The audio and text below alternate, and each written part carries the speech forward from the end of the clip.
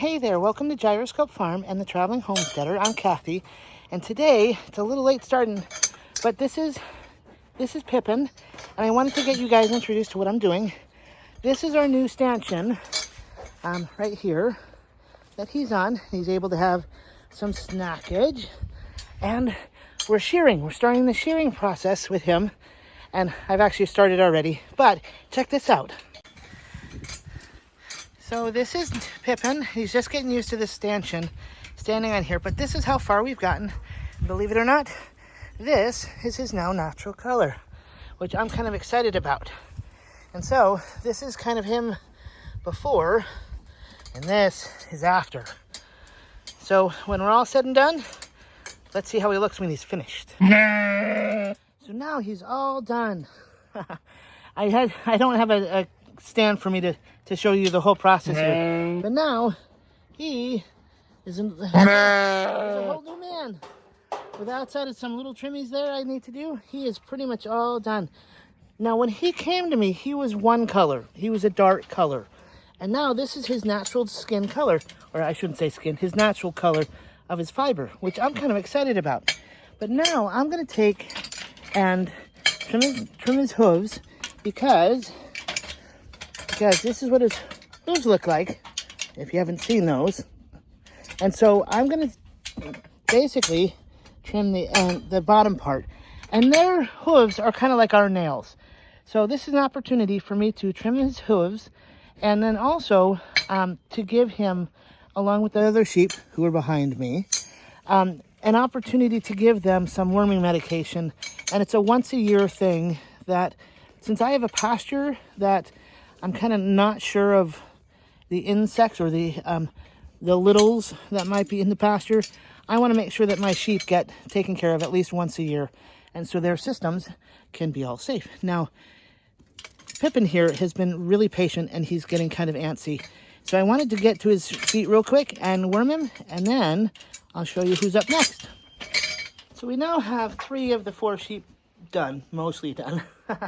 So Nicodemus, this guy right here, Nicodemus, was the first one I did. And then I did Pippin, the little silver gray guy right there. And then Marty I just did. But he got brave and he had been really patient. And I just need to finish trimming his neckline here a little bit. My clippers got a little hot, as did I. Touch bit warm. And I'm finding with the stanchion that I have, it is a lot easier, and it's kind of going a lot quicker than last year when I did it without the stanchion. But I need to do ramen right there. There. Need to do ramen yet, but I got to clean off my clippers and make sure they get cleaned up and kind of cool down too. Now with clippers, they do have a tendency to overheat sometimes when you get through the fiber, and are taking a longer time. And because I do take a bit longer, it ends up heating up the clippers. But as you can see, Marty here is actually still pretty grateful, and he was an excellent patient, you might say, while he was on the stanchion. And I'll tell you a little secret. This is why I love my sheep. They're just a real sweet lot, and they get real appreciative. And despite this being the first time they've all been on the stanchion, they've all done a really good job. So just to give you a little idea of my setup, my stanchion involves this headpiece, which the top is just out of frame here. But this is where I'm so used to horses, I say that sometimes, but this is where the sheep have their head put through, and I put grain in here for them to snack. And that's like the saving grace right now. My sheep are very food motivated, so when they understand that there's food here, they're here to stand, and they're great. So, but then I'm sitting on the stand that they stand on, and it's maybe 2 feet off the ground, which is just the right height for me. It allows me to get their backs really easily, and it offers a bit of more freedom than the traditional style of shearing, where you bend over the sheep and you have them with their back to you, and you start shearing in a pattern starting from their stomachs. But just to kind of go over what I have and what I'm doing today, this, in my last shearing video, I think I showed you guys, these are my shears. And they are cordless, they are fully battery operated. And so you can just take apart the battery and recharge it, which is very handy. I have a tendency to be a little bit wire avert, or have a bit of a wire aversion. So this, I don't get tangled up in anything, which is really nice. And this is the one set of clippers that I have. Well, these are there's actually two blades here. There's one on the outside that you can see, and then there's one that's set in. And this is what's been getting kind of hot. And as you may see, it's a bit gunked up. It's a little clean, not clean. So I gotta clean that up, and I'll show you that here in just a minute. But in order to clean that up, I need some oil. And so I have some lubricating oil. This happens to be a 3-in-1, long lasting. And it does the job well. There's a couple different varieties that you can get. I tend to get something like this versus, I've heard of some people trying to use like cooking oil. To be honest, I don't know how that would work on a machine like this. And so that's why I prefer to go with more motor related oils. And so some tools that I get to use for my clippers to clean and to adjust and to change out clippers are this little I don't know, I want to say little screwdriver. There's a regular head and a Phillips head, along with a little brush that helps me clean out the crevices. And so you'll see that again in just a minute. But then the other thing I have are a set of clippers for the feet. So while I have the sheep here on the stand, I will clip their feet. And as a side note, it's not that I mind having them done for me, but when the vet came out last and checked on the sheep, I ended up being charged $25, I believe, per sheep, and I'll have to look it up to make sure, but $25 for clipping their feet. And I don't mind paying the fee if I can't do it, but that time I did because I wanted to see their fee, but also I hadn't had them done. But when I found out how much it was, and I said I can buy these for about $20, $25, it could pay for itself with one sheep. So that's why I decided to go get a pair of these. I have 4 sheep. I can clip them myself while I'm getting them sheared, and they can tootle on off and be just fine. So that's why I thought this was a decent investment, and it's like clipping your own toenails or fingernails. So that's why I got these too. But the last thing that I do with the sheep is I give them some ivermectin. And this is a medicine to help with parasites and stuff.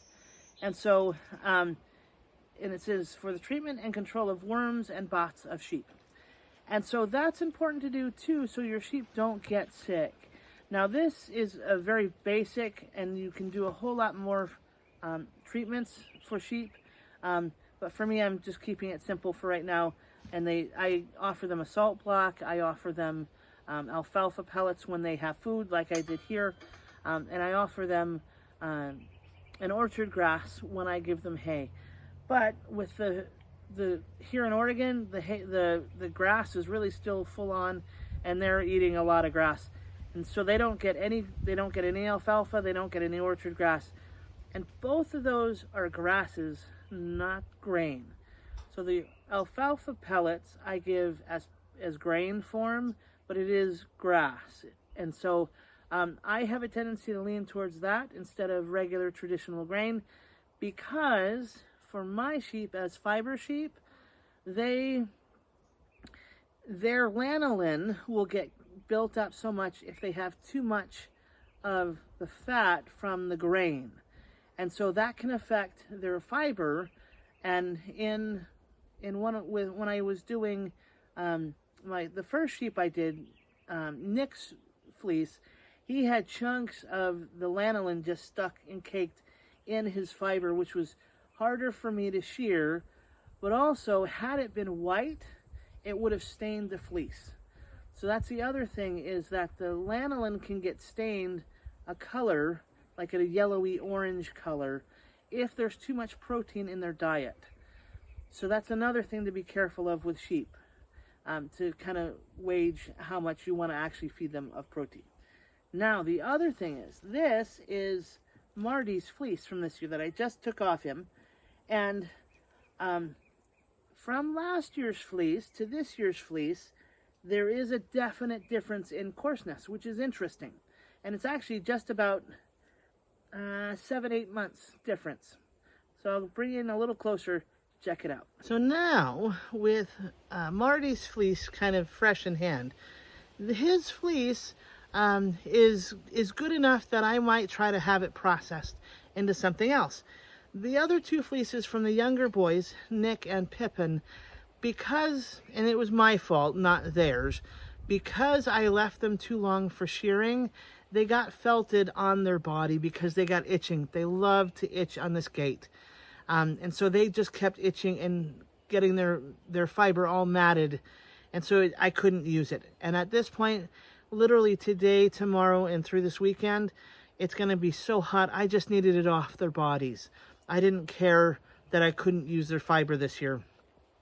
I just was concerned for their health and safety, that they got their fleeces off. And that's kind of what I'm doing. And I have one more to do of ramen, and she's going to be all looking neat and pretty here soon too. But what we do with their fleece is, this is kind of literally the raw form, how it kind of fell off his body. Now, you can kind of see that there's chunks. And so his staple length right now with this chunk is that long in this part. But it's also kind of in a lock. So this one in particular at this end can come apart. And as I work it through, it opens up. But it is caked with junkus. And it's dirt and manure and yuck. So this is a piece that I might say, that might go to the trash. But it also could be cleaned up enough that it could be used for something within the fleece. But as you can also see, there's other stuff in general. So these extra hairs is from when I had it on the ground. And this stuff is simply called vegetable matter, or VM. And so this is now where I get to pick through this part of this fleece and say, okay, I'm going to pick out this and pick out that. And I want to get it as clean as I can. And there's even this little chigger. And so this is where I now, from shearing, get to go through this portion of his fleece and take out the junk that I don't need and leave the stuff that I do need.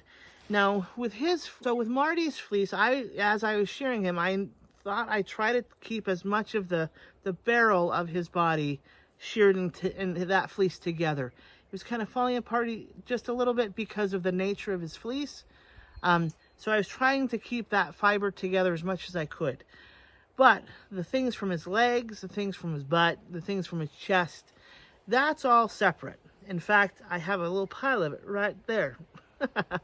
And I'm not going to use that for anything that I want to have processed.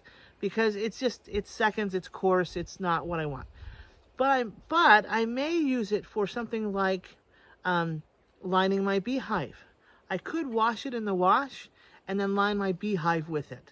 Or I could use it to insulate my pump house or my well house head.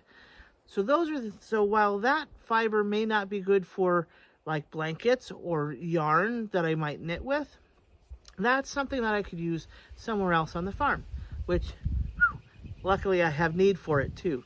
So I can use it on my beehives for the winter or even on my pump head for my well. But as we get into cleaning in between, this is what my blades look like right now. That's way dirty. Yucko. And so all I'm gonna do is take my little tool here and basically undo each of these 2 screws.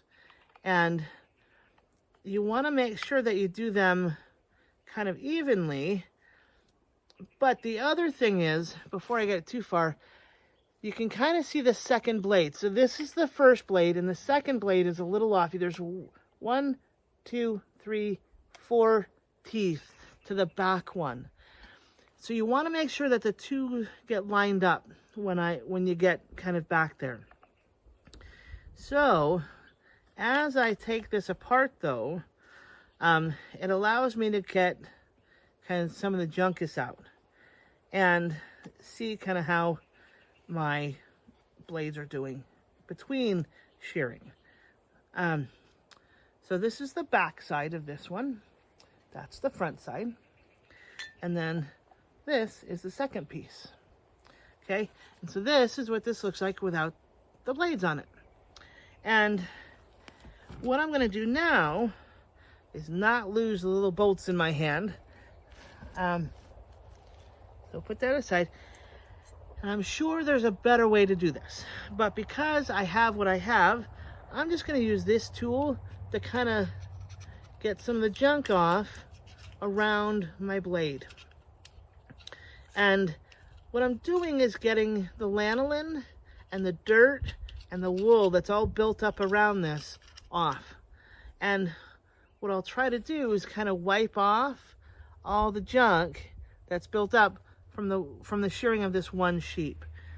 And like I said, I'm not a professional, so I'm sure that there are better ways to do this, and there's better ways to not have this happen as quickly.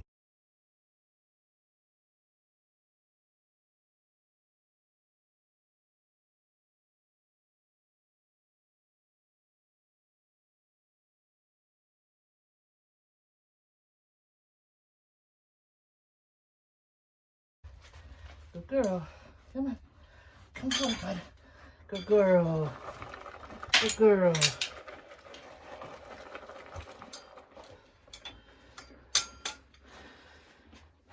So now, thankfully, we got Ramen up here, and we're going to start shearing her.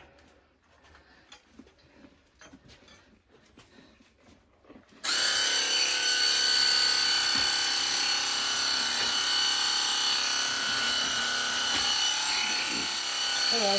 Hello. Up.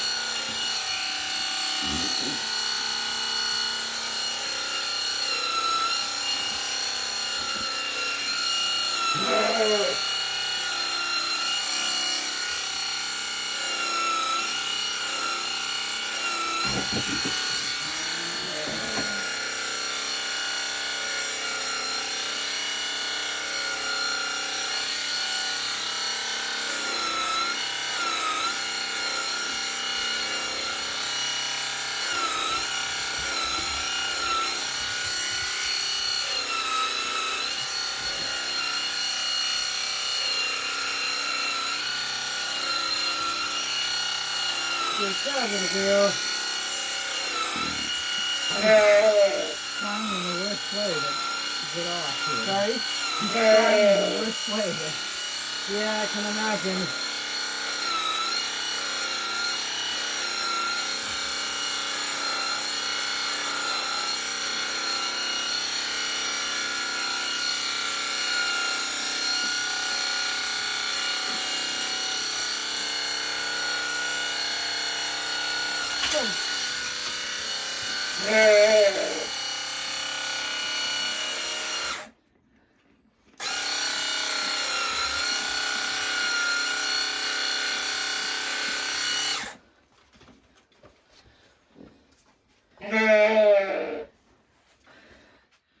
So as you can see, she's kind of not wanting to be on here. So my mom's been nice enough to help me out and hold up because I lost a pin that goes here.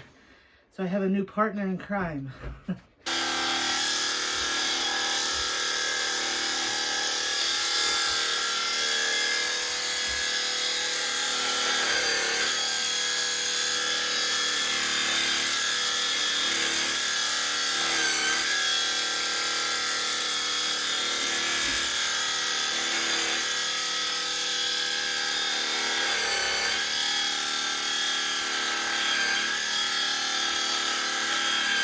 Good girl.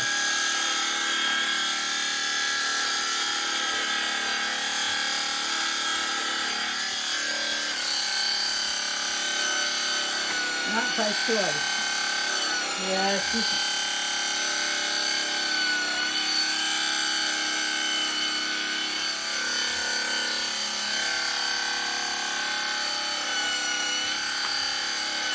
Easy little girl.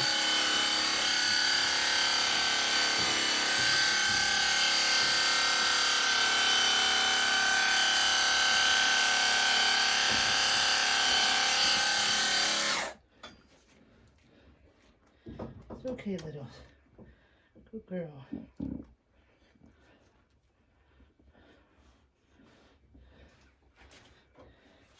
Good job, helper.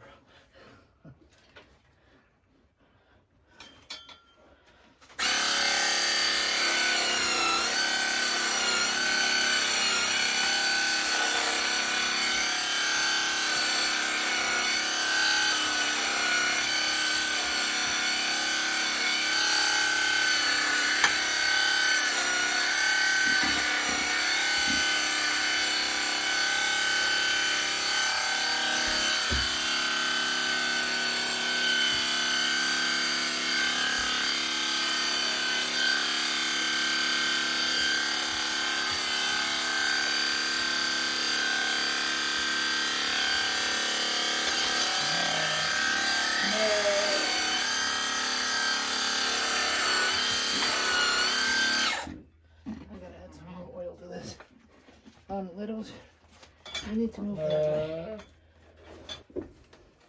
Just what she needs in audience. Yep, yep.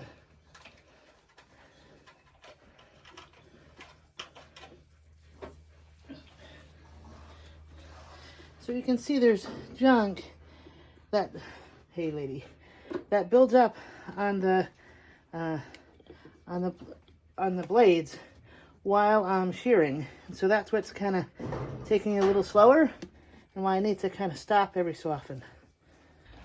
Okay, so we ended up having to take a break because it was taking me longer to shear her, and my clippers literally kind of fell apart. So they got hot because I was taking too long, and it got gunked up with the lanolin that was in Raman's fiber. So as you can see, I got most of her done, but she's got a bit of a lion's mane up front. You can kind of see her now. But otherwise, everybody pretty much got done. I'll just have to come back a little later and finish her up and get her toes, get her feet. And one thing with her, she has a bit of a foot problem. And I may have mentioned it before, where her hoof is kind of coming apart. And here in Oregon, we have something called foot rot. And it happens when there's too much standing water, or they can't get out of water long enough. And we do have some higher ground where all of them were able to get out of the field, out of the wetness. But for some reason, it affected her a little bit more. So I just have something called Blue Coat to spray on. And hopefully that by trimming out the hoof, exposing the hoof or the underneath to the air and giving the blue coat, that'll help it out and heal up. But they've all now gotten worming medication, and so we're almost all done shearing. You can see this fabulous look now. So I'll just come back a little bit later when she's not as stressed out and I've been able to fix up my clippers, and all will pan out. So I wanted to thank you for coming along with me today on this journey. It's actually been a couple days now since I've been doing this, but it's been a journey, and I'm actually really glad I had my my stanchion. That actually did help out in doing it, but I realized too I do need a buddy to even help with that, to help with keeping them kind of stable on the table. But if you see the camera moving, it's because Nicodemus is checking out the camera stand. He's like, hey, what's up? But as you can see, the sheep are rather sweet and they just love attention. And so that's kind of the whole reason why I like my sheep, is that they're just real nice to have around. And it's funny because a lot of people are like, aren't sheep stupid? And clearly they're not. They're caring and they are fun. There's always a leader. I think Raman might be the leader of this group. But thanks again for stopping by, and I'd be interested to know how you're going along this summer and what sort of fun things you're working on to help your homesteading or your preparedness ways. And I look forward to hearing from you. So thanks for stopping by the Traveling Homesteader in Gyroscope Farm. Happy summer.